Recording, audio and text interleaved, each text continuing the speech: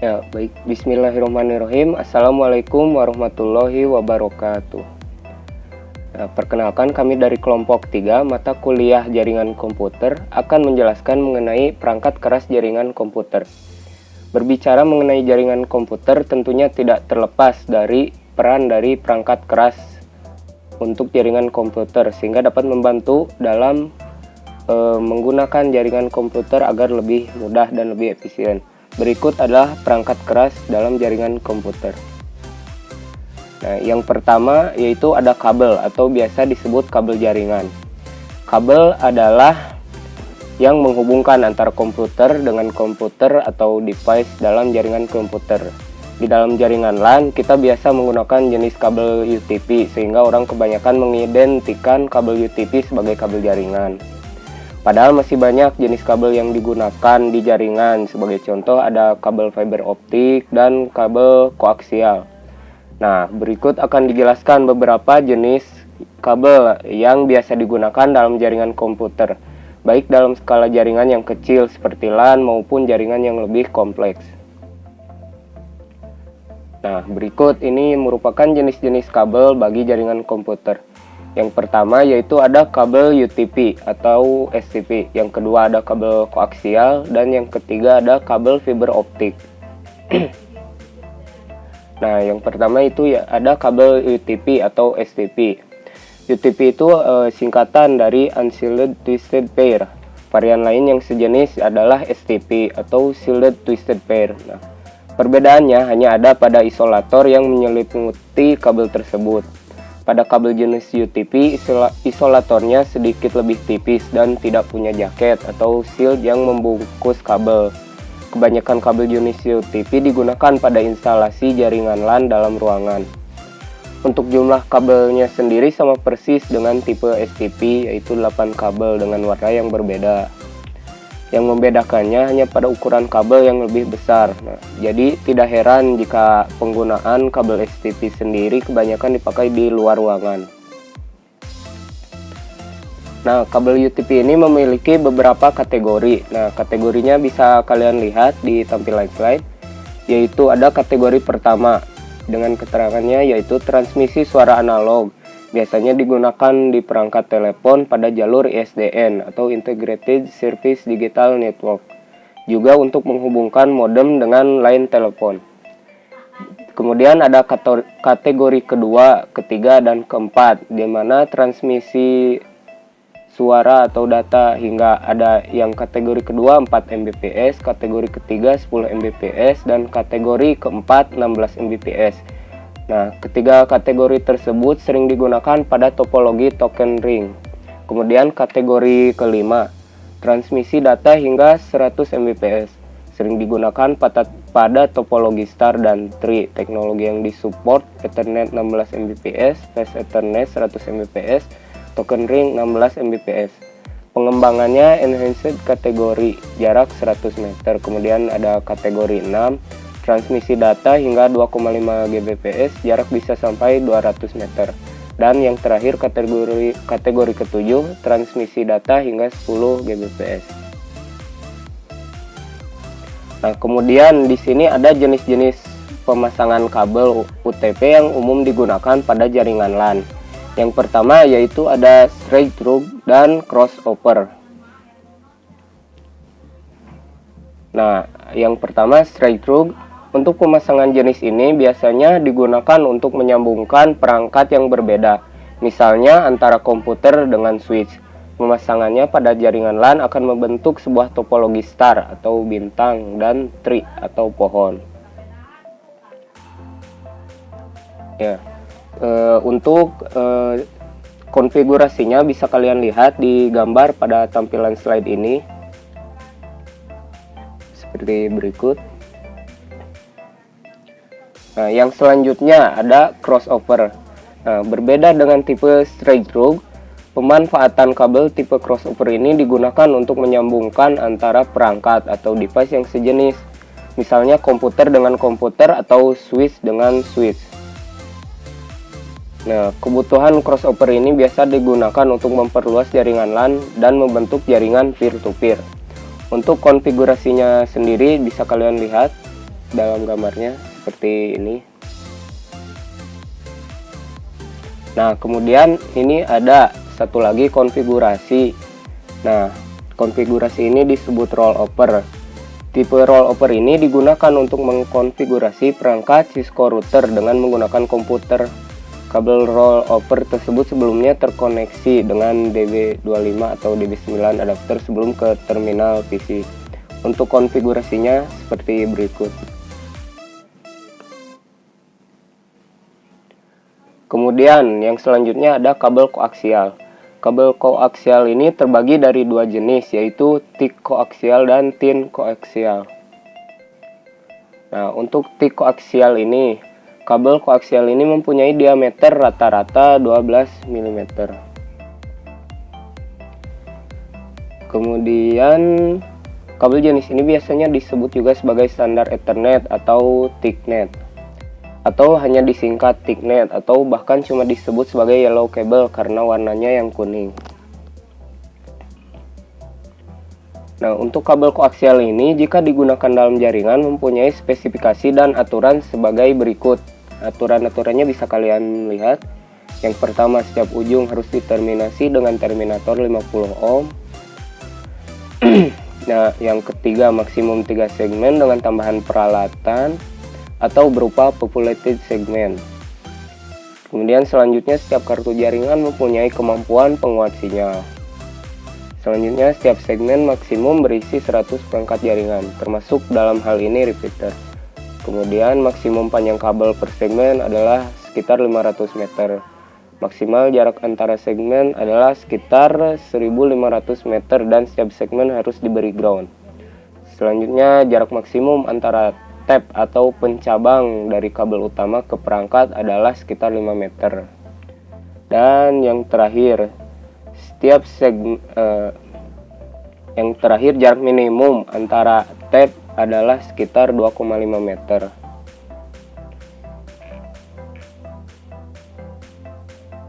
Nah, yang selanjutnya ada thin koaksial. Kabel jenis ini banyak digunakan di kalangan radio amatir, terutama untuk transceiver yang tidak memerlukan output daya yang besar. Jenis yang banyak digunakan yaitu RJ8 atau RJ59 dengan impedansi 75 ohm. Jenis kabel untuk televisi juga termasuk jenis koaksial dengan impedansi 75 ohm. Namun untuk perangkat jaringan, kabel jenis koaksial yang digunakan adalah RJ58. Nah, di mana diameter rata-rata berkisar 5 mm dan biasanya berwarna hitam. Setiap perangkat atau device dihubungkan dengan BNC T-connector. Kabel jenis ini dikenal sebagai Thin Ethernet atau Thinnet. Nah, kabel koaksial jenis ini jika diimplementasikan dengan T-konektor dan terminator dalam sebuah jaringan harus mengikuti aturan. Aturan-aturannya yaitu sebagai berikut. Yang pertama, pada topologi bus, setiap ujung kabel diberi terminator 50 ohm. Panjang maksimal kabel 185 meter per segmen. Setiap segmen maksimum terkoneksi sebanyak 30 perangkat jaringan atau device. Kartu jaringan sudah menggunakan transceiver yang onboard, tidak perlu tambahan transceiver kecuali untuk repeater. Maksimum ada 3 segmen terhubung satu sama lain dengan penghubung repeater 555 meter. Setiap segmen sebaiknya dilengkapi satu ground. Panjang minimum antar T-konektor adalah 0,5 meter. Untuk selanjutnya ada kabel fiber optik, di mana kabel ini memiliki inti serat kaca sebagai saluran untuk menyalurkan sinyal antara terminal. Sering dipakai sebagai saluran backbone karena kehandalannya yang tinggi dibandingkan dengan koaksial kabel atau kabel UTP.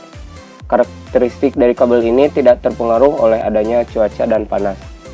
Untuk gambarnya bisa kalian lihat sebagai berikut.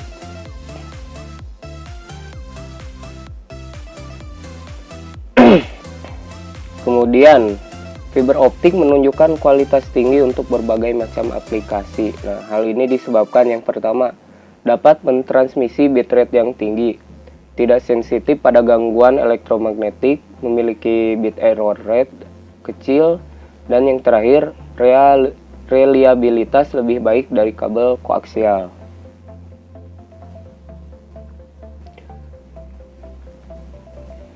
Di sini saya akan membahas materi yang sebelumnya telah dibahas oleh Kang Rapli, yaitu tentang Ethernet card. Ethernet card adalah sistem jaringan yang dibuat dan dipatenkan perusahaan Xerox. Kecepatan Ethernet waktu itu hanya 3 Mbps dan dikenali sebagai eksperimental Ethernet. Ethernet adalah implementasi metode CSMA atau CD Carrier Sensor Multi-File Access with Collision Detection yang dikembangkan tahun 1960 pada proyek wireless Aloha di Hawaii University di atas kabel koaksial. Standarisasi sistem Ethernet dilakukan sejak tahun 1978 oleh IEEE. Di samping adalah contoh gambar Ethernet card. Cara kerja Ethernet card berdasarkan broadcast network, yaitu setiap node dalam suatu jaringan menerima setiap transmisi data yang dikirim oleh suatu node yang lain. Setiap Ethernet card mempunyai alamat sepanjang 48 bit yang dikenal sebagai Ethernet address atau MAC address. Alamat tersebut telah ditanamkan ke dalam setiap rangkaian kartu jaringan NIC yang dikenali sebagai Media Access Control atau MAC, atau lebih dikenali dengan istilah hardware address. 24 bit atau 3 byte awal merupakan kode yang telah ditentukan oleh IEEE. Gambar di atas adalah contoh gambar pembagian bit pada MAC address. Selanjutnya yaitu hub atau switch. Sebuah konsentrator hub atau switch adalah sebuah perangkat yang menyatukan kabel-kabel network dari tiap workstation, server atau perangkat lain.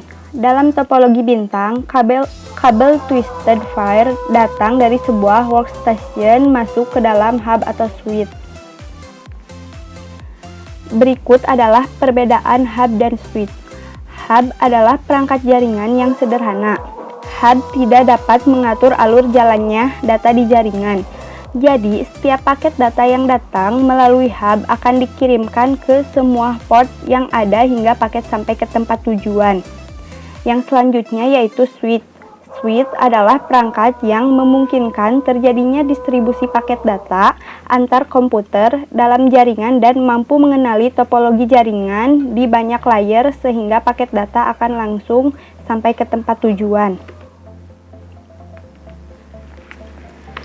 Bismillahirrahmanirrahim. Saya akan melanjutkan materi dari saudari Novita. Saya akan sampaikan adalah tentang repeater. Apa itu repeater? Repeater berasal dari bahasa Inggris. Repeat yang memiliki arti mengulang atau perulangan. Dari definisi repeater adalah alat untuk berfungsi untuk memperluas jangkauan sinyal WiFi yang lemah dari WiFi utama. Untuk bisa menggunakan repeater ini, paling tidak Anda harus memiliki atau mendapatkan sinyal terlebih dahulu. Kemudian baru disebarkan dengan menggunakan repeater ini. Dengan menggunakan repeater ini, maka pengiriman data dari satu node ke node lainnya akan berkualitas yang sama. Selain repeater WiFi, ada juga repeater kabel. Repeater kabel yang memiliki fungsi untuk menguatkan sinyal data yang ditransmisikan melalui kabel jaringan.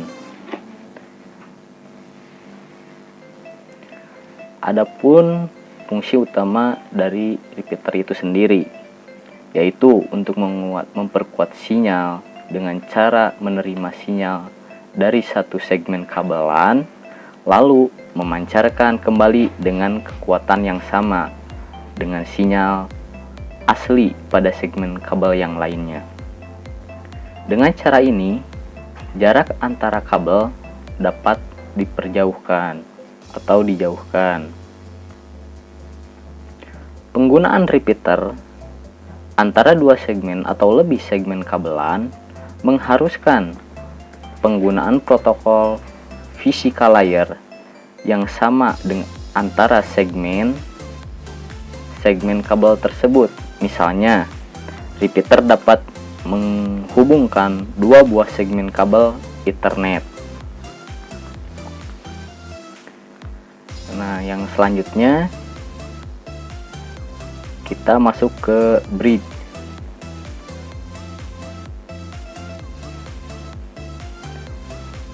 Bridge dapat menghubungkan jaringan yang menggunakan metode transmisi yang berbeda. Misalnya, bridge dapat menghubungkan Ethernet baseband dengan Internet broadband. Fungsi dari bridge itu sama dengan fungsi repeater, di mana bridge lebih fleksibel dan lebih cerdas daripada repeater. Bridge mampu memisahkan bagian dari traffic karena mengimplementasikan mekanisme frame filtering. Mekanisme yang digunakan di bridge ini umum disebut sebagai stored and forward. Walaupun demikian, broadcast traffic yang dibangkitkan dalam LAN tidak dapat difilter oleh bridge. Bridge juga dapat digunakan untuk mengkoneksi network yang menggunakan tipe kabel yang berbeda ataupun topologi yang berbeda pula. Bridge dapat mengetahui alamat masing-masing komputer di masing-masing sisi jaringan. Nah, yang selanjutnya atau materi selanjutnya akan disampaikan oleh saudara Dwi Isyandi. Saya persilahkan kepada saudara Dwi Isyandi. Assalamualaikum warahmatullahi wabarakatuh. Perkenalkan, nama saya Dewi Isyandi Endang dari kelas Informatika C NPM 1906-119. Nah, di sini saya akan meneruskan materi dari Arbi Yohanes Fahmi, yakni mengenai router dan modem. Nah, yang pertama ada router. Fungsi dari router yaitu mampu mengirimkan data atau informasi dari satu jaringan ke jaringan lain yang berbeda. Router hampir sama dengan braid, meski tidak lebih pintar dibandingkan braid, namun pengembangan perangkat router dewasa ini sudah mulai mencapai bahkan melampaui batas tuntutan teknologi yang diharapkan. Nah, router akan mencari jalur terbaik untuk mengirimkan sebuah pesan yang berdasarkan atas alamat tujuan dan alamat asal. Ini merupakan fungsi atau tujuan dari router ya. Router mengetahui alamat masing-masing komputer di lingkungan jaringan lokalnya, mengetahui alamat bridge dan router lainnya. Nah, router juga dapat mengetahui keseluruhan jaringan dengan melihat sisi mana yang paling sibuk dan bisa menarik data dari sisi yang sibuk tersebut sampai sisi tersebut bersih. Oke, yang selanjutnya ada kemampuan yang dimiliki oleh router. Nah, sebelumnya misalkan nih sebuah perusahaan mempunyai LAN dan menginginkan koneksi internet, sebaiknya menggunakan router. Kenapa? Karena router mempunyai kemampuan, yakni router dapat menerjemahkan informasi di antara LAN dan internet. Yang kedua, router akan mencarikan alternatif jalur yang terbaik untuk mengirimkan data melewati internet. Yang ketiga, mengatur jalur sinyal secara efisien dan dapat mengatur data yang mengalir di antara dua buah protokol. Yang keempat, dapat mengatur aliran data di antara topologi jaringan linear, bus, dan star. Dan yang terakhir, dapat mengatur aliran data melewati kabel fiber optik, kabel koaksial, atau kabel twisted pair. Nah, yang selanjutnya yaitu modem. Fungsi dari modem dapat mengubah data sinyal digital menjadi analog. Nah, sebelumnya saya akan menyebutkan jenis-jenis dari modem ya.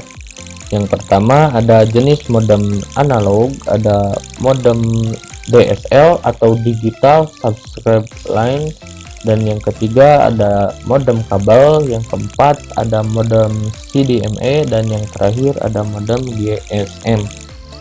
Nah, modem merupakan kepanjangan dari modulator dan demodulator. Apa yang disebut modulator? Modulator adalah bagian yang mengubah sinyal informasi ke dalam sinyal pembawa yang siap dikirimkan. Dan yang dimaksud dengan demodulator yaitu demodulator adalah bagian yang memisahkan sinyal informasi dari sinyal pembawa yang dapat diterima sehingga informasi tersebut dapat diterima dengan baik.